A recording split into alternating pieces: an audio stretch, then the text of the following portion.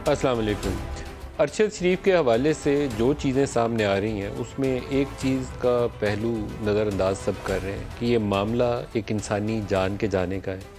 एक Namvar Pakistani journalist TV anchor, उसको assassinate किया गया।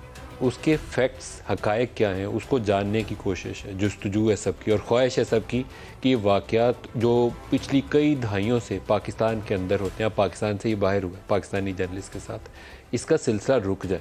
उसके अंदर कुछ ऐसे नाखुशगवार बयानात अगर सामने आ जाएँ तो मामले की ख़राबी तो हो सकती है, बेहतरी की गुंजाइश बहुत कम निकलती है। इल्ज़ाम तराशी या शक का इजहार किसी हद तक फैमिली को राइट रहता है ऑलवेज़, उसको आप कभी भी नज़रअंदाज नहीं कर सकते। अहले खाना जो है उनको किसी पे शक हो, किसी पे इल्ज़ाम लगाना चाहें तो आपको उनको ये हक़ उनको देना पड़ता है कि उंगली उठा के किसी को कह सकें। लेकिन सियासी बुनियादों के ऊपर या पॉलिटिकली मोटिवेटेड स्टेटमेंट्स वो जलती पे तेल का काम करते हैं, आग लगा देते हैं। और इसी तरीके से कुछ बेहिसी के या इजहार होता है बाज़ बयानात से, वो भी गुरेज़ करना चाहिए।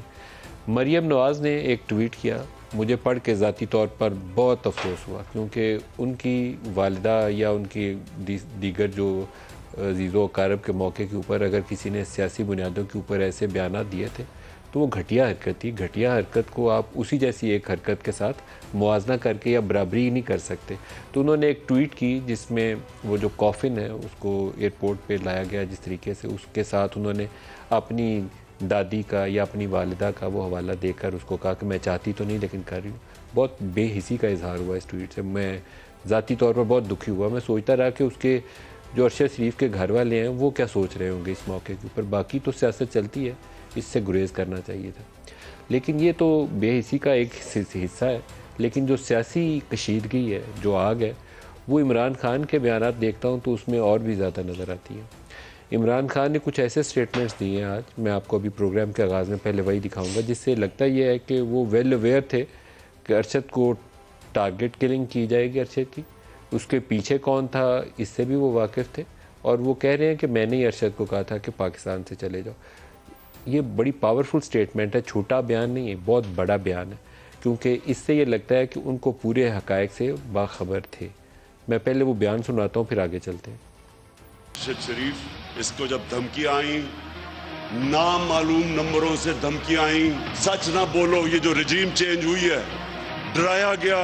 फिर मुझे इंफॉर्मेशन आई कि इसको मारने लगे हैं। उसके घर में घुस के उन्होंने डराया उसको, उसकी फैमिली के सामने बाहर गाड़ियां खड़ी होती थी, डराते थे। मैंने उसको कहा कि तुम मुल्क से बाहर चले जाओ। पहले दफा नहीं माना, फिर मैंने उसको बताया कि मुझे इंफॉर्मेशन है, जिस तरह मुझे इंफॉर्मेशन अपने ऊपर थी कि मुझे भी वो 4 बंद कमरों में जिन्होंने फैसला किया था मुझे मारने का, मैंने उसको बताया। ये जो इसको टारगेट किलिंग की गई है, ये जो मर्जी लोग कहें, मुझे पता है कि ये टारगेट किलिंग की गई है इसकी। जब आज से चंद माह पहले इमरान खान की अप्रैल के महीने में इमरान खान की हुकूमत गिराई गई और उसके बाद ये इनका बयानिया फ़ौज के ख़िलाफ़ शुरू हुआ, इस्टेब्लिशमेंट के ख़िलाफ़। पहले ये नहीं था, पहले सेम पेज 4 साल सुनते सुनते हम थक गए थे। तो मुझे उस वक्त सबसे ज़्यादा अंदेशा जिस बात का था, ये नहीं था कि इमरान खान एंटी इस्टेब्लिशमेंट बयान दे रहे हैं तो उससे क्या होगा। एंटी इस्टेब्लिशमेंट बयान आप दे सकते हैं, उसमें कोई बुराई नहीं है। फिर आपकी सियासत से उसका इजहार भी होना चाहिए कि आप एंटी इस्टेब्लिशमेंट पॉलिटिक्स कर रहे हैं, तो आपकी पूरी सियासत या जिद्दोजहद जो है उसकी रिफ्लेक्शन होनी चाहिए। आप सेम पेज से एकदम जंप करके सीधा एंटी इस्टेब्लिशमेंट नहीं हो सकते। वो हुकूमत गिरने के बाद जो इन्होंने गुस्से का इजहार किया था, तो उसमें जो चीज़ मुझे परेशान करती थी, क्योंकि ये हर नौजवान को अपील करते हैं, अभी भी करते हैं, जब ये तकरीर करते हैं तो इसकी ऑडियंस बहुत ज़्यादा नौजवानों पे मुश्तमिल है। तो उनके अंदर जब इश्तहाल आता है किसी बात के ऊपर तो उनको दुरुस्त और गलत को परखने के लिए टाइम कम मिलता है, वो जज्बाती तौर पर उसका रद्द-ए-अमल करते हैं।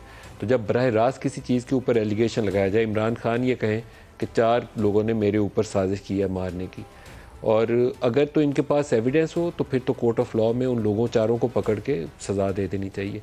लेकिन उसके बगैर अगर ये बयान दे रहे हो तो इसका मतलब ये है कि अल्लाह पाक रहम करे, वो कोई ऐसा सानेहा हो जाए तो उसको संभालना पाकिस्तान के बस की बात नहीं रहेगी। इसलिए इसमें लीडरशिप का इम्तहान होता है, जो इमरान खान मुझे नहीं लगता कि उसमें कामयाब हो रहे हैं। लीडरशिप का इम्तहान तो फिर अरशद शरीफ के वाक़े का आपको पता था, तो आपने धरना और प्रोटेस्ट बाद में जो करनी है, तो अरशद शरीफ के मामले में आए, अभी डी चौक में आके खड़े हो जाए। एक जान चली गई है ना आपकी इसी जिद्दोजहद में उसका भी हिस्सा है, बहुत ज़्यादा हिस्सा है। वो बड़ा ज़ोर शोर के साथ रिपोर्ट करता रहा, कई सालों से तवातर के साथ रिपोर्ट करता रहा। जब से पानामा का शुरू हुआ था तो दर्जनों, सैकड़ों, हज़ारों मैंने प्रोग्राम किए होंगे, तो शायद उससे भी कई गुना ज़्यादा अरशद शरीफ ने किए होंगे। तो अब तो उसकी जान चली गई है। सबसे पहले तो पीटीआई को उसी के लिए बाहर आ जाना चाहिए। दूसरा स्टेटमेंट भी उनका जो है वो भी टारगेटेड स्टेटमेंट है। अगर तो जिसकी तरफ उनका इशारा है उस शख्सियत का ऐसे वाक़यात के अंदर रोल है, तो उस इदारे के अंदर एक मैकेनिज़्म मौजूद है अकाउंटेबिलिटी का, उस इदारे को उसके ख़िलाफ़ एक्ट करना चाहिए।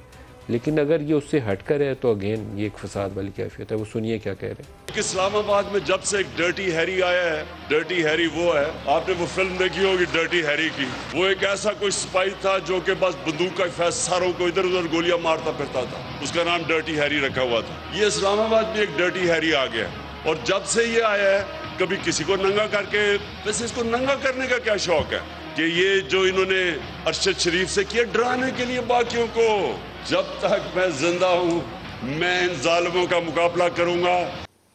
अब शहबाज गिल ने या आज़म स्वाति ने जितनी मर्जी गलत बयान दिया हो, उसको अगर नंगा करके या जो इन्होंने इल्ज़ाम लगाया था कि सेक्सुअल टॉर्चर किया गया, तो वो दुरुस्त नहीं था। मैं तो उसकी मज़म्मत करता हूँ पुरज़ोर अल्फाज के अंदर। तो इसका कोई मैकेनिज़्म, कुछ तो तरीका होगा आगे बढ़ाने का। सड़कों के ऊपर नारे मार के दोबारा फसाद तो बढ़ सकता है, हल नहीं हो सकता। प्राइम मिनिस्टर ने इसके ऊपर एक्शन लिया और जुडिशल कमीशन बनाया। जुडिशल कमीशन बनाया जाना चाहिए, लेकिन दो मुल्कों के अंदर इसका दायरा कार कैसे होगा, क्योंकि हमारी कोर्ट की जुरिस्डिक्शन नहीं होंगी। तो क्या जॉइंट इन्वेस्टिगेशन का मैकेनिज़्म होगा? कैसे जाना जाएगा कि अरशद वाली कार के ऊपर फायर किसने खोला, किसके हुक्म पे खोला? अरशद ड्राइव नहीं था कर रहा, दूसरी साइड पे बैठा हुआ था, तो ड्राइवर की बजाय अरशद को क्यों गोलियां मारी गई? ये बहुत सारे सवाल आते हैं। तो सुनिए प्राइम मिनिस्टर क्या कह रहे हैं। कल केन्या में हमारे पाकिस्तान के नामवर सहाफ़ी अरशद शरीफ साहब का जो अंदोनाक वाक़या पेश आया है वो इंतहाई काबिल मज़म्मत है। आज मैंने फैसला किया है कि हम इस वाक़े की एक आला अदालती कमीशन से शफाफ तहकीक करवाएंगे और इसके लिए इस्लामाबाद के हाई कोर्ट के जज के लिए हम दरख्वास्त देंगे। पूरी कौम को यकीन दिलाता हूँ ये वाक़या जो कि हम सब के लिए इंतहाई काबिल अफसोस है, उसकी बेलाग और शफाफ तहकीक होगी और हक़ाइक़ पूरी कौम के सामने लाए जाएंगे। जस्टिस अतर नेल्ला बहुत ही ऑनरेबल आदमी है। आई होप कि इसके ऊपर वो एक स्पीडी जो इन्वेस्टिगेशन का प्रोसेस है या जुडिशल कमीशन जो बहुत ही कलील मुद्दत में, कोई 2 हफ्ते के अंदर, 15 रोज़ के अंदर अपनी रिपोर्ट बनाए और उस रिपोर्ट को सबमिट किया जाए पार्लिमान के अंदर और पब्लिक किया जाए और उसके ऊपर डिबेट की जाए।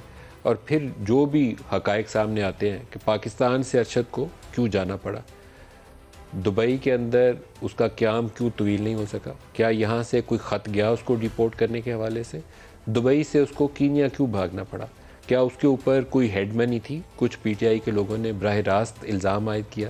अगर हेड मनी थी तो उसके पीछे मुहरक़ात क्या थी? क्या केपी गवर्नमेंट ने कुछ ऐसा थ्रेट अलर्ट था जो अरशद के हवाले से जारी किया हो? ये वो सवालात हैं जिसका जवाब मेरे ख़्याल में बहुत भारी जिम्मेदारी है हमारी अदलिया के ऊपर, उसे निभानी चाहिए।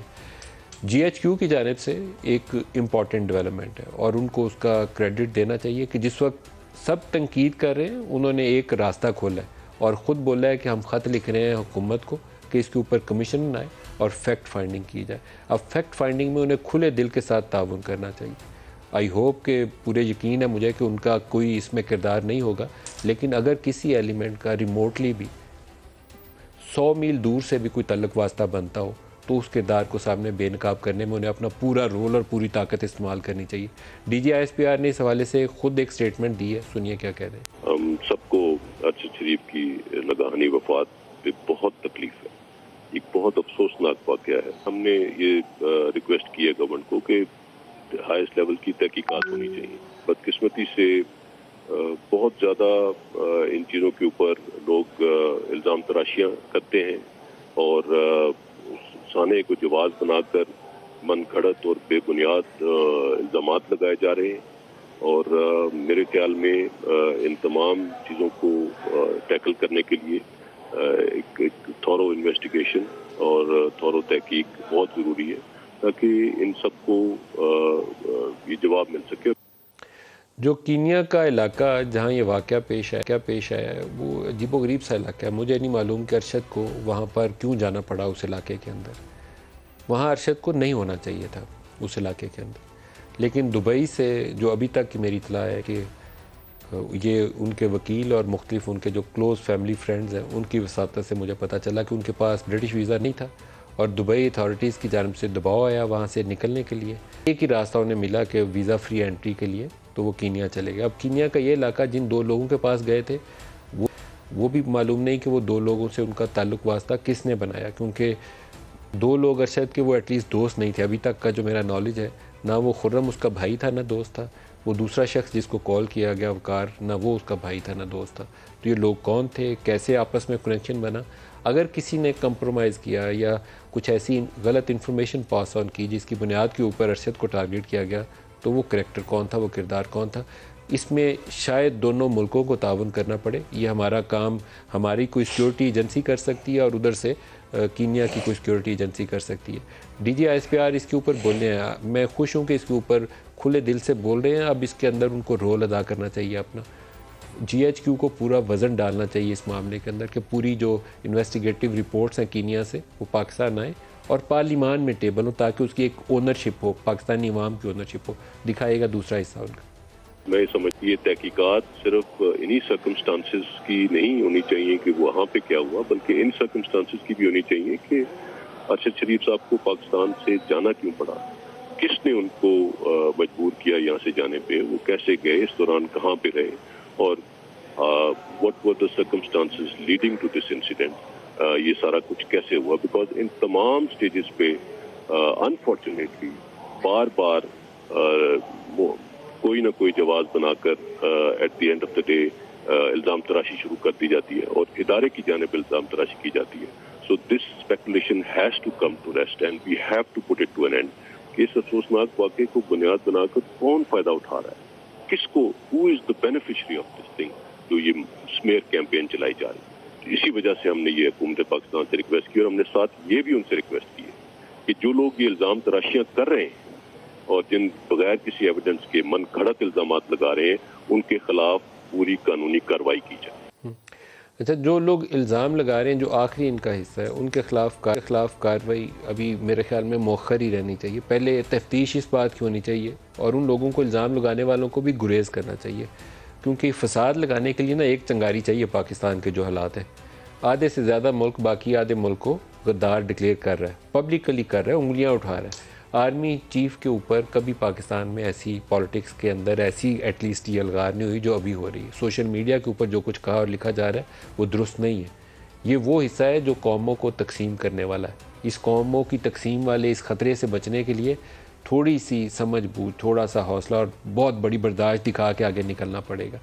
तो तहकीक करें, हक़ाइक़ सामने आए, फिर पता चले कि कल्प्रिट्स कौन है, उसके बाद किसी के ऊपर आपको आगे काम करना हो तो करना चाहिए। उस सबसे पहला और प्राइमरी जो इस वक्त फोकस है वो तहकीक के ऊपर ही रहना चाहिए। हक़ाइक़ क्या है वो सामने आने चाहिए।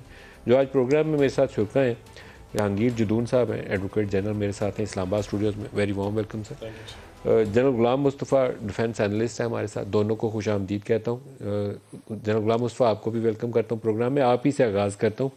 स्टेटमेंट ISPR का प्राइम मिनिस्टर ने इसके ऊपर ऐलान भी कर दिया। अब ये वाक़या कीनिया के अंदर हुआ है, very well known respected Pakistani journalist, क्या तरीक़ाकार हो सकता है तहकीक का? देखिए, इसके दो इश्यूज हैं। एक तो जिस ISPR ने भी बात की थी कि वो किन हालात की बिना पर यहाँ से मजबूर हुए निकलने के लिए और कौन से ऐसे अनासर थे जिन्होंने मजबूर किया उनको निकालने के लिए। यहाँ पे जब ISPR ये बात करते हैं तो एक बात तो वाज़ेह है कि फौज जिसमें इन्वॉल्व नहीं थी। तो ये लोग जो भी उस वक्त से फौज के पीछे डंडा लेके पड़े हुए हैं, उनको मेरे ख्याल है होश के नाखून लेने चाहिए। उनको फौज खुद क्यों अपने लिए इस किस्म का एक पंडोरा बॉक्स खोलेगी। दूसरा फिर ये है कि ये जो कुछ भी हुआ, जिस वजह से भी हुआ, अब इतने ज़्यादा 26-27 FIR आप दर्ज करा दें और इतने बड़े बड़े पर वो दाम लगा दें। फिर मेरी नॉलेज में एक चीज़ ये भी आई है कि फेडरल गवर्नमेंट ने कोई एडवाइजरी इशू की थी कि अरशद शरीफ साहब की जान को खतरा है तालिबान की तरफ से। जहां तक मुझे याद पड़ता है कि अरशद शरीफ का ज्यादातर जो फोकस रहा है वो पाकिस्तान के अंदरूनी हालात पे रहा है। इन मामलात में कभी बात नहीं की। तालिबान क्यों उनको थ्रेट करेंगे, ये भी एक सोचने की बात है। कहां से ये आया और कैसे हमारी जो भी कंसर्न मिनिस्ट्री उन्होंने ये इशू किया। अब जहां तक तहकीकात का ताल्लुक है, एक तो ये एंड है, दूसरा दुबई से निकलने का एंड है। अभी लोग आप लोग खुद ही बताया कि हुकूमत के रसूल को लेटर गया था, किसने लिखा था। और तीसरा जो कलीदी ये मसला बनेगा कि कीनिया में वो उस मुल्क में भी बदकिस्मती ये है कि लॉ एंड ऑर्डर की सिचुएशन समझ लीजिए या पुलिस का अपना जो किरदार है वो इतना अच्छा नहीं है जिसमें हम एतमाद कर सकें कि अब तक जो भी शवाहिद होंगे उनको मिटा नहीं दी गया अगर होगा। क्योंकि वहां पे जो भी रिपोर्ट्स आ रही हैं मुख्तलिफ मीडिया पे, जो कीनियन अपने जो सवाल खड़े कर रहे हैं वो इतने अहम हैं कि उनका सवाल, वो जो उनकी एक एजेंसी है उन्होंने कहा जी कि जो रिपोर्ट में कहा गया है उससे ज्यादा अहम है जो रिपोर्ट में छुपाया गया उससे। तो वो जो कुछ भी हुआ है ये उस एंड पे जब ये पता चलाना मुश्किल हो जाएगा तो फिर आपकी इंक्वायरी यहाँ पर भी डिफिकल्ट हो जाएगी। तुरंत तो ये चाहिए कि हमारी जो कंसर्न एजेंसीज हैं, चाहे वो आईबी है, जो कंसर्न इस चीज में जो माहिर हैं हमारे पुलिस के ऑफिसर्स, वो इस वक्त वहां पे होते कीनिया में और पुलिस के साथ मिलकर काम कर रहे होते हैं। हुकूमत से हुकूमत को कष्ट करनी पड़ेगी क्योंकि फॉरेन ऑफिस लेवल का काम है, ये हमने ऑलरेडी कर लेना चाहिए था इसको।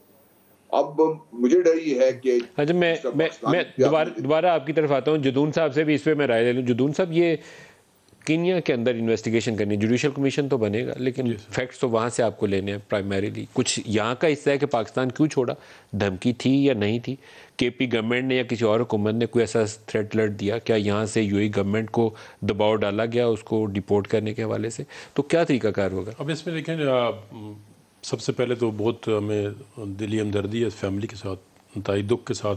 हर पाकिस्तानी दुखी है इस मामले में कि एक बंदा बाहर जाता है, उसको मर्डर किया जाता है, उसकी फैमिली 2-3 दिन के स्कर्फ से गुजरती है। अब उसके बाद थोड़ा सेंसिबल कहते हैं, जितनी मुंह उतनी बातें। हर बंदा जो है बात कर रहा है, ये हो गया वो हो गया। अब प्राइम मिनिस्टर ऑफ पाकिस्तान ने कहा जी जुडिशल इंक्वायरी कमीशन बनना चाहिए। एक इदारा जो है इस्टेब्लिश, मिलिट्री इस्टेब्लिश, उन्होंने भी एक इदारे का बयान है कि जी इस पे ये तहकीकात करें।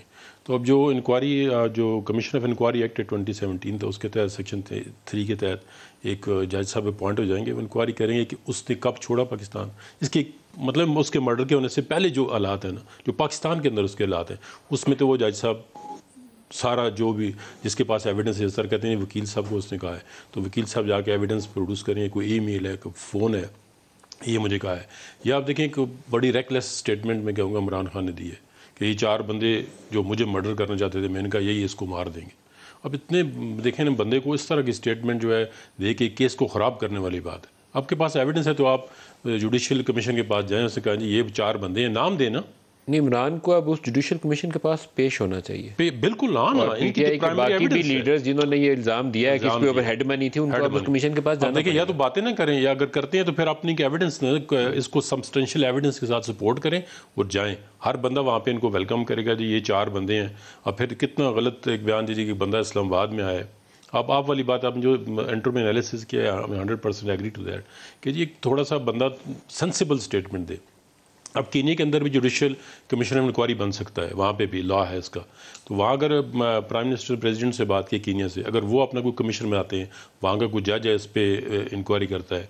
लेकिन हमारे पहले इसकी 2 स्टेजेस हैं। देखिए, मर्डर जहाँ तक क्राइम सीन को कवर करना, वहाँ पे गोली किस तरह ऊपर से लगी है, इसमें बहुत शकूक शबात पैदा होते हैं।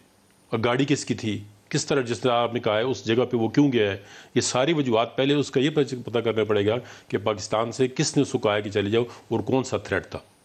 और उन्होंने वो थ्रेट जो है वो किसी पुलिस को या किसी रिकॉर्ड पे, किसी जुडिशल रिकॉर्ड पे क्यों नहीं लाया कि इसको इस बंदे से जुडिशल रिकॉर्ड से अगर नहीं भी लाए तो एटलीस्ट उसकी कोई एविडेंस है, एविडेंस होगी ना, कमीशन के सामने आनी चाहिए ना। अब देखिए, पाकिस्तान के अंदर कितने लोगों पे होती है चीज़ें, उठाया जाता है जर्नलिस्ट को, गोलियां भी मारी गई हैं। लेकिन अब एक बंदा कीनिया के अंदर तो इधर भी हमारा रिकॉर्ड शर्मनाक है इस मामले में, जर्नलिस्टों के तहफ़्फ़ुज़ के मामले में। कुछ हमारे तमाम इदारों को इस पे सोचना चाहिए। जर्नलिस्टों को मार के कुछ फ़ायदा नहीं होता, नुकसान बहुत हो जाता है। जी, बहुत नुकसान होता है, मुल्क का भी नुकसान होता है, क्रेडिबिलिटी भी एट स्टेक आती है और सोसाइटी के अंदर बेयकीनी पैदा होती है। और यही वो है 5th जनरेशन वॉरफेयर जो तकरीरों में बोलते हैं लेकिन अमली तौर पर उसकी इम्प्लीकेशन को अंडरस्टैंड नहीं करते। इस पर कोई नेशनल डायलॉग होना चाहिए, इसके लिए कोई वे फॉरवर्ड निकालना चाहिए कि जी जर्नलिस्ट को, अब जर्नलिस्ट प्रोटेक्शन एक्ट भी आ गया, ये आ गया, वो आ गया, उसके बावजूद देखें ना, एक बंदा है, छोटे छोटे बच्चे हैं, जाता है, उसको किस वजूहत से 5 बच्चे हैं उसके, 5 बच्चे हैं। अब देखो किसी देखें देखें बगैर किसी एविडेंस के ना, आप और मैं इस पे इत्तेफाक करते हैं कि बगैर किसी एविडेंस पे इतनी सीरियस एलिगेशन किसी पे नहीं लगानी चाहिए। अगर किसी के पास एविडेंस है या कोई उससे कोई ट्रेल या कनेक्शन लगता है उसके साथ, तो फिर वो उसको जुडिशल कमीशन के पास जाना चाहिए। जुडिशल कमीशन अब बनेगा, क्योंकि प्राइम मिनिस्टर ने भी कह दिया है और उन्होंने भी बयान दिया, तो इसमें मेरे ख्याल में नेक्स्ट वीक में जुडिशल कमीशन बन जाएगा। अच्छा, हमारे पास एक न्यूज़ अपडेट आ रही है जी कि इस जुमे को पहले उन्होंने कहा था कि अपने लॉन्ग मार्च का ऐलान करेंगे। अब मेरे वो प्रोड्यूसर साहब कह रहे हैं कि इस जुमे से लॉन्ग मार्च शुरू करने का इम्कान है, ऐलान कर दिया जी। इस जुमे को इमरान खान अपने लॉन्ग मार्च का आगाज़ करेंगे। जैसे तफसील आती है मैं दोबारा इस खबर की तरफ आता हूँ। एक चीज़ आपसे दोबारा जनरल गुलाम मुस्तफ़ा पूछना चाहता हूँ। ये आज उन्होंने डर्टी हैरी एक टर्म यूज़ की है, जिसकी तरफ वो इशारा कर रहे हैं, आपको भी पता है और मुझे भी पता है। मैं उनका नाम नहीं लेना चाहता, ना उनका ओहदा आइडेंटिफाई करना चाहता हूँ, लेकिन आर्मी के अंदर बड़ा एक रिगरस किस्म का अकाउंटेबिलिटी प्रोसेस होता है। अनलेस के कोई ऐसा act which is sanctioned by the army chief नीचे अगर कोई वायलेट करेगा कॉन्स्टिट्यूशन या लॉ को, तो उसका उहदे का तो बरकरार रहना मुमकिन नहीं है। मेरे तो एटलीस्ट अंडरस्टैंडिंग के मुताबिक ऐसा ही है कि अगर जनरल गुलाम मुस्तफ़ा वायलेशन करते हैं आर्मी एक्ट की, कॉन्स्टिट्यूशन ऑफ पाकिस्तान की, और आर्मी चीफ उसको नज़र रख रहे हैं कि ये बंदा क्या कर रहा है, ये ऑफिसर मेरा क्या कर रहा है, तो वो फ़ौरन अगले दिन आपकी जवाब तलब भी करेंगे और आपको ओहदे से हटा देंगे। डायरेक्ट टारगेटेड दूसरा अटैक है, और किसकी तरफ है, you understand it very well. आप इसका क्या जवाब देते हैं? देखिए, मैं समझता हूँ बहुत ज्यादा बदकिस्मती, फ्रैंकली मैं एम वेरी डिप्रेस्ड नदीम इस वक्त। एक तो अरशद शरीफ अल्लाह ताला उनको निजात बयान करे, दूसरा जिस तरीके से पाकिस्तान फौज पे एक हमला हो रहा है, इस वाक़े को लेकर फिर जो पिछले इतवार को यहाँ लाहौर में हुआ, जिस तरीके से हुकूमती अरकान की मौजूदगी में जो फॉरेन मिनिस्टर साहब के बयान थे, ये सब मेरे लिए बहुत ज़्यादा डिप्रेसिंग है। और इनकी मौजूदगी में मैं समझता हूँ कि फौज के लिए बड़ा इम्पोर्टेंट है कि जिसकी तरफ आप इशारा कर रहे हैं, अगर किसी किस्म की कहीं भी ट्रांसग्रेशन हुई है, किसी तरफ से भी हुई है, रिगार्डलेस ओहदा क्या है, किस पोजीशन पे है, उसका इमीडिएट उसके ऊपर एक्शन लेना बहुत इंपॉर्टेंट है फौज के लिए, फौज की अपनी क्रेडिबिलिटी के लिए, फौज की अपनी इज्जत के लिए बहुत इंपॉर्टेंट है। और देखिए, फौज इस किस्म की चीजों को टॉलरेट नहीं कर सकती, क्योंकि अगर आप खुद देख रहे हैं कहीं गलत चीज हो रही है, किसी लेवल पर भी हो रही है, अगर उसे एक दफा टॉलरेट करेंगे, तो अगर हायर लेवल पर हो रही तो नीचे वालों को आप कैसे रोकेंगे इस चीज से? इसलिए I am sure chief army staff भी और जो दूसरे कंसर्न जो हेड ऑफ अपने जो ऑर्गेनाइजेशन के हेड हैं, वो अलर्ट भी हैं इस चीज पर, क्योंकि पाकिस्तान जैसे मुल्क में जहाँ पे हर तरफ एक तो होगा बहुत ज्यादा मचा हुआ है, शोर होगा है, दूसरी तरफ हम टारगेटेड हैं बाय द एनिमीज, जो बाहर भी बैठे हुए हैं, जो अंदर भी बैठे हैं हमारे। तो इन सब के लिए बड़ा जरूरी है कि हमारे जो भी इम्पोर्टेंट पोजीशन पे लोग हैं वो अलर्ट भी हैं और वो इन चीजों पर नजर भी रखे हुए हैं। तो ये हो नहीं सकता कि भाई कोई जिस तरीके से इशाराबाजी हो रही है और जो बात की जा रही है ये हो और उनको पता ना हो।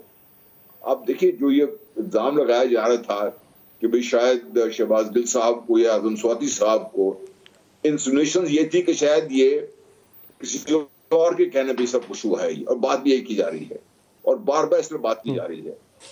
इसको नंबर एक तो हुकूमत को बड़ा क्लियरली इसके ऊपर सामने आना चाहिए था कि क्या हुआ क्या नहीं हुआ। मेरे पास एक ब्रेक करीब आ गई, ले लूं जनरल गुलाम मुस्तफा, इस टॉपिक को अभी कंटिन्यू करेंगे, ब्रेक ले लें, हमारे साथ रहिएगा।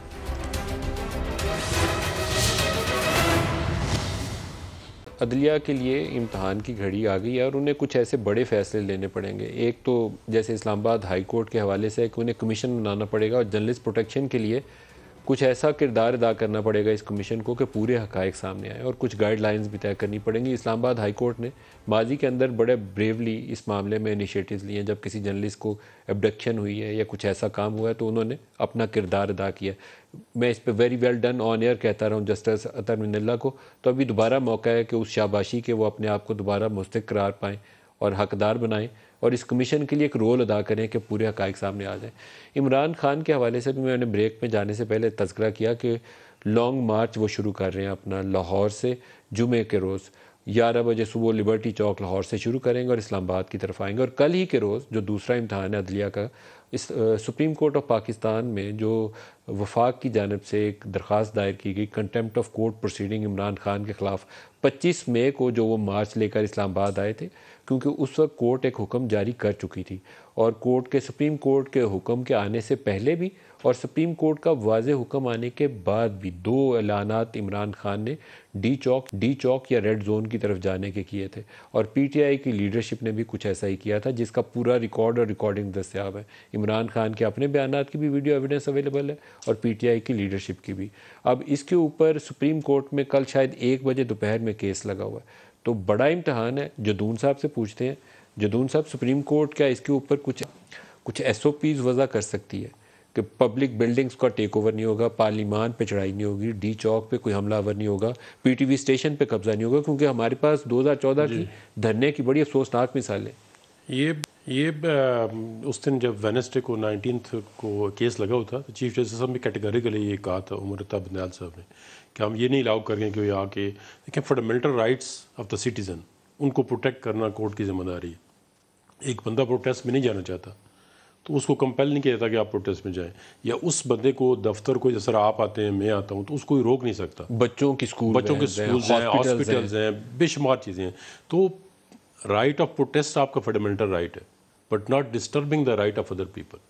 जब वहाँ पे बात आएगी तो वहाँ पे सुप्रीम कोर्ट ने कैटेगोरिकली कहा है कि we will protect the right of peoples. तो एक शहरी के हकूक को मुतासिर किए बगैर पीटीआई को प्रोटेस्ट करने की पूरी आज़ादी है, कोई रुकावट, कोई यूज ऑफ फोर्स नहीं होना चाहिए, लेकिन H9 में बैठ जाए खुले मैदान में जहाँ सड़कें बंद ना हो, पब्लिक बिल्डिंग्स पे अटैक ना हो। अच्छा, इसमें मैं आपको थोड़ा सा बता दूँ कि लास्ट टाइम जब उन्होंने चैम्बर में कहा था कि तमाम एजेंसियाँ रिपोर्ट दें इसकी, वो रिपोर्ट सबमिट हो गई थी और लास्ट हियरिंग पे उन्होंने कहा जी रिपोर्ट जो है वो अटॉर्नी जनरल ऑफिस को शेयर करें, और मेरा भी कहा था कि इनको भी आप ज़रा दिखाएं। तो उसमें उन्होंने रिपोर्ट दी, वो कॉन्फिडेंशियल है, वो बताना नहीं चाहते यहाँ पे, लेकिन उसमें उन्होंने कहा है कि नुकसान कितना हुआ है, कितने बंदे इफेक्ट हुए हैं, किस तरह आगे आए हैं बंदे। और उसमें ये एविडेंस दस्याब है कि सुप्रीम कोर्ट का हुक्म आने के बाद इमरान खान जी वो है ना, वो है कॉन्फिडेंशियल, लेकिन अब सुप्रीम कोर्ट हो सकता है कल या इसके अगली डेट पे वो ओपन कर देंगे ये नुकसानात हुए हैं।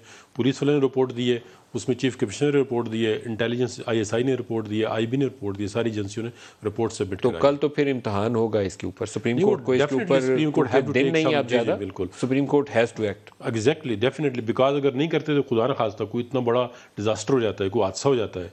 तो अब ये ऑलरेडी सुप्रीम कोर्ट में केस था, लास्ट हियरिंग पर उन्होंने कहा था अभी तूफान नहीं आया, अभी तो आप हवा में बात कर रहे हैं, अटॉर्नी जनरल ने कहा था, अभी तो उन्होंने अनाउंस नहीं किया था लास्ट डेट पे, अभी उन्होंने आज अगर अनाउंस कर दिया कि फ्राइडे को, तो स्टेटमेंट भी सुनते हैं इमरान खान ने क्या कहा जी बयान। जुमे को लॉन्ग मार्च में अनाउंस कर रहा हूँ, लाहौर से मैं शुरू कर रहा हूँ और लिबर्टी 11 बजे हम वहाँ जमा होंगे और उधर से फिर हमारी मार्च शुरू होगी इस्लामाबाद की तरफ। जनरल गुलाम मुस्तफ़ा, आपने मार्च के हवाले से सुन लिया, जो कुछ हमारे पास इंफॉर्मेशन और हमारे रिपोर्टर्स ने जो ख़बरें फ़ाइल की थी, उसमें दो तीन चीज़ें बहुत क्लियर थी। ये हुकूमत की जानिब से भी पैगाम था और इस्टेब्लिशमेंट की जानिब से भी पैगाम था, क्योंकि कुछ बैक चैनल कांटेक्ट किए हैं पाकिस्तान तहरीक इंसाफ ने इस्टेब्लिशमेंट से भी किए हैं, और फिर शायद सदर आरिफ अलवी के कहने के ऊपर जब वो इस्टेब्लिशमेंट के साथ कुछ पैगाम रसानी हो रही थी, तो उसके बाद PMLN और PTI के भी आपस में माबैन कोई 2 तरफा राब्ते भी हुए। उसमें दोनों तरफ से, मेरे ख्याल में पिंडी से भी और इस्लामाबाद से हुकूमत की जानिब से भी मैसेज क्लियर था कि प्रोटेस्ट करना है तो एक खुले मैदान में बैठ जाएं H9 में, तो कोई रुकावट नहीं होगी, लेकिन अगर डी चौक में आएंगे, रेड जोन में आएंगे, पार्लिमान या PTV स्टेशन के ऊपर कोई चढ़ाई होगी तो इसको अलाउ नहीं किया जाएगा। ये बड़ा क्लियर स्ट्रॉन्ग वर्डेड मैसेज था पिंडी का भी और इस्लामाबाद का भी। अब we are facing a situation right now जिसमें कन्फ्रंटेशन भी हो सकती है। आपको क्या नजर आता है, फौज के ऊपर भी एक बहुत बोझ पड़ने वाला है? जी, सबसे मुश्किल हालात तो फौज के लिए होंगे, क्योंकि जब इस किस्म का अवामी प्रोटेस्ट चलता है सुप्रीम कोर्ट का हुक्म सर आंखों पर, तो फिर चीजें शायद जो लीडरशिप लेके चलती होंगी कंट्रोल में नहीं रहते। हमारा भी मुआशरा या वैसियत मजमूई हम इतने आगे नहीं आए जिस तरह इंग्लैंड में जब मार्च हुआ था, बहुत बड़ा मार्च हुआ था जब इराक के खिलाफ इंग्लैंड ने हमला किया था। उस वक्त बेतहाशा बड़ा क्राउड था, उसने किया, लेकिन कोई डैमेज नहीं होने दिया उन्होंने। उनको पता था उनकी बात कहीं सुनी जाएगी। हमारे यहाँ एक्चुअली क्योंकि इस किस्म के प्रोटेस्ट इस लेवल पे पहले होते रहे हैं, और एक हमारे पास 2014 के धरने का एक है, उसके बाद भी मुख्तलिफ सियासी जमातें प्रोटेस्ट वगैरह करती रही हैं, लेकिन जो अभी अंदेशा जाहिर किया जा रहा है उस वक्त भी मुझे डर था, जिस दिन आप 25 मई की आप बात कर रहे हैं, जब फौज को हुक्म दे दिएगा तो आपको जाके संभाल लें इमारतों का इख्तियार, तो उस वक्त अगर अवाम और फौज आमने सामने आ जाए तो फौज के पास तो सिर्फ एक ही तरीका है, फौज तो क्राउड कंट्रोल नहीं कर सकती इसमें, तो बदकिस्मती अगर उस स्टेज तक पहुंचे तो फिर मुल्क के हालात बहुत खराब होंगे। मैं आपको यहाँ बताता चलूँ 30-31 अगस्त की रात को जब 2014 में ये सब एकदम उठ के चल पड़े थे, तारिक कादी साहब के भी, इमरान खान साहब के भी लोग, एक स्टेज आई थी कि जब अवाम असेंबली बिल्डिंग के पास पहुंचे हैं, उसके बाहरी जंगले के पास, तो पुलिस अचानक हट गई आगे से और लोगों ने अपने आप को फौज के सामने खड़ा पाया। तो फौज ने भी बड़ा इस वक्त तहम्मुल का मुजाहरा किया और अवाम को भी क्रेडिट देना चाहिए, रुक गए थे, वो बात आगे नहीं बढ़ी थी। लेकिन अब चूंकि इश्तिहाल अंगेजी बहुत ज्यादा हो चुकी हुई है, और अगर जिस तरीके से हमने 25 मई को देखा, सर टेस्ट ऑफ लीडरशिप जिसको मैं बार बार कहता हूं कि जमीन पे फसाद नजर आ रहा हो तो वहाँ लीडरशिप का इम्तहान होता है। In aid of civil power army बुलानी पड़ेगी आपको अपनी, ये जो कॉन्स्टिट्यूशन एवेन्यू है ना, यहाँ इसको प्रोटेक्ट करने के लिए in aid of civil power army को बुलाना पड़ेगा, वैसे आप प्रोटेक्ट नहीं कर सकेंगे। और ये सिचुएशन होगी जहाँ एक तरफ पाकिस्तानी वो अवाम होंगे जो इमरान खान के लॉन्ग मार्च का हिस्सा होंगे और दूसरी तरफ फौज की एक ड्यूटी होगी। ये वो चीज़ है जिसको मैं बार बार कई महीनों से कह रहा हूँ कि ये वो फसाद है जिससे बचने की ज़रूरत है। 1977 में अगर आपको याद हो, जब यह सूरत पहुंची थी तो 3 आर्मी के ब्रिगेडियर्स ने रिजाइन कर दिया था कि हम नहीं काम करेंगे ये। उस वक्त जनरल जिया के भी हाथ बन गए थे इसमें। खुदा न खास्त ऐसी सूरत हाल नहीं पहुंचनी चाहिए, क्योंकि बहुत ज्यादा इंपॉर्टेंट है, और इमरान खान साहब की भी बहुत जिम्मेदारी है और हुकूमत की अपनी बहुत जिम्मेदारी है। इस स्टेज को पहुंचने से पहले ही मामलात को तय कर ली जाए। सियासी मामलात यूं ही तय होते हैं, बातचीत के जरिए ही तय होते हैं। ताकत का इस्तेमाल किसी हद तक ठीक है, अपने जोर का बातचीत सर दोनों तरफ से हो तो बातचीत आगे होती है। मतलब इमरान खान अगर उनके साथ बैठेंगे नहीं तो वो हवा में बातचीत नहीं हो सकेगी। मैं ब्रेक ले लूँ, ब्रेक से वापसी पे इस पे राय लूंगा। ब्रेक ले लें, हमारे साथ रहिएगा। जदून साहब, सियासी लोग क्या जिम्मेदारी है जो इस वक्त मुजाहरा करते हुए खून खराबे से लोगों को बचा ले? लोग तो अपने होंगे ना, तहरीक इंसाफ के साथ भी अपने होंगे, दूसरी तरफ भी अपने होंगे, फौज के अंदर भी अपने बच्चे हैं, अपने बेटे हैं। देखें, सबसे पहले कि लॉन्ग मार्च का मकसद क्या है, क्यों लॉन्ग मार्च कर रहे हैं, ये क्यों, किस वजह से कर रहे हैं? ये कहते हैं ये अर्ली इलेक्शन में गवर्नमेंट ने कर दिया, ये कॉन्स्टिट्यूशन के अंदर है, इलेक्शन किस तरह होगा। ये कहते हैं चीफ ऑफ आर्मी की जो स्टाफ की अपॉइंटमेंट है वो भी कॉन्स्टिट्यूशन के अंदर है। अब ये दोनों चीज़ें जो है आनी तौर पे आइन के अंदर दर्ज है कि किस तरह होनी है, तो इनको कंट्रोवर्शियल बनाना इनका मकसद जो है वो ठीक नहीं है। और फिर इसमें खुदा न खासा कोई मुल्क को नुकसान होगा, मुल्क तपाई की देखना, आगे इसके इकनॉमिकली कंडीशन देखें क्या है। अगर जानी नुकसान हुआ तो मुल्क का नुकसान होगा। जी जी, बहुत बड़ा नुकसान है। वैसे भी देखें इकनॉमिकली, अब प्राइम मिनिस्टर कभी सऊदी अरब, फिर उसने अभी अगर नेक्स्ट मंथ चाइना को जाना है, वो मतलब इधर से उधर कर करके आपके रिजर्व देखें कितने हैं, कितनी क्राइसिस में एक गरीब आदमी की ज़िंदगी। तो अब उनको मज़ीद मुश्किलात में मेरे ख्याल में इनको सोचना चाहिए, कोई इनको मुल्क का ख्याल करें। 32 अरब डॉलर पाकिस्तान को इस साल चाहिए। बहुत सारे लोग शायद अभी भी समझते हैं कि इमरान खान होते हुए पाकिस्तान में खून बरस रहा था, तो ये चोर डाकू आ गए हैं तो वो खून बरसना बंद हो गया। 32 अरब डॉलर, क्योंकि पिछले 3-4 सालों में 20,000 अरब का पाकिस्तान के ऊपर कर्जा चढ़ा है, 20,000 अरब का। तो कुछ लोग जो पढ़े लिखे हैं उन्हें स्टेट बैंक ऑफ पाकिस्तान की वेबसाइट पे जाके, किसी IMF की वेबसाइट पे जाके, या किसी और जो भी एक्सेप्टेबल उनके लिए मीडिया है उससे चेक करें नंबर्स को कि पाकिस्तान पे कर्ज़ों का बोझ कितना चढ़ा है। और 32 अरब डॉलर इस साल देना है हमने। वो कहाँ से आएगा? लॉन्ग मार्च से आएगा? मालूम नहीं है कि क्या कर रहे हैं। इमरान खान अपने मार्च को जहाद कहते हैं, आज भी जहाद ही कह रहे हैं, और कह रहे हैं इसके नामालूम अफराद की भी इसको मौजूदा हुकूमत को हमायत हासिल है। जहाद वाला सुनाइएगा जी, क्या कहते हैं? 26 साल से मैं जिनके खिलाफ करप्शन की जहाद लड़ा वो सब इकट्ठे हैं, उनके साथ मीडिया हाउसेस जो उनके साथ पैसे बना रहे हैं वो इकट्ठे हैं, उनके साथ नामालूम अफराद वो उनके साथ मिले हुए हैं, इनके साथ बैरूनी साजिशें जो चाहती हैं कि पाकिस्तान एक कमजोर मकरूज मुल्क के रहे ताकि वो गुलाम बन सके, वो इनके साथ है ना। आज आप मेरे साथ निकले, जब मैं निकलूंगा, आपका मुस्तकबिल भेड़ बकरियों वाला होने वाला है। तो जनरल गुलाम मुस्तफा जो इमरान खान के लॉन्ग मार्च के या उनके हिमायत में नहीं है, वो या गद्दार है, या वो लिफाफा है, या वो बकाऊ माल है। कुछ ना कुछ तो वो है उसके अंदर खराबी। देखिए, इस किस्म की जो सियासत है, इससे ना तो खान साहब को अपना फायदा हो रहा है, ना ही पाकिस्तान का फायदा कर रहे हैं। इस किस्म के जो लबो लहजा है, सियासी नैरेटिव है, आप उसको बिल्ड करें, उस पर बात करें, आप अपने लोगों को इकट्ठा करें। लेकिन आप देखिए ओवर द ईयर्स, और अभी पिछले 6-7-8 महीनों में आपने पहले भी जिक्र किया, जिस के मरीम बीबी ने रिस्पॉन्ड किया, ये आपको किस चीज का इजहार करता है कि हम इतने डिवाइड हो चुके हुए हैं, हम इंतहाई संजीदा चीजों को भी गैर संजीदा ले जाते हैं और हालात की हम पहुंचते। अभी अरशद शरीफ अल्लाह ताला उनका जात बुलंद फरमाए, उनके जब ये वाकया हुआ तो आप देखिए कि किस किस किस्म के इल्जाम लगे हैं, कैसी कैसी बात हुई है, और ये हमारे अपने मास्टर से अपने लोग कर रहे हैं। और इसमें मैं भी आपसे बात कह दूं कि कोई एक खास तबका शामिल नहीं है इसमें, कोई एक पार्टी शामिल नहीं। हमने और द ईयर्स एक खास किस्म की वो पौध बना दी है जिनको अब हर चीज ही नजर आती है कि ये तो एस्टेब्लिशमेंट नहीं कराई है, वरना चीज हो नहीं सकती। बदकिस्मती है कि आप किसका नुकसान कर रहे हैं।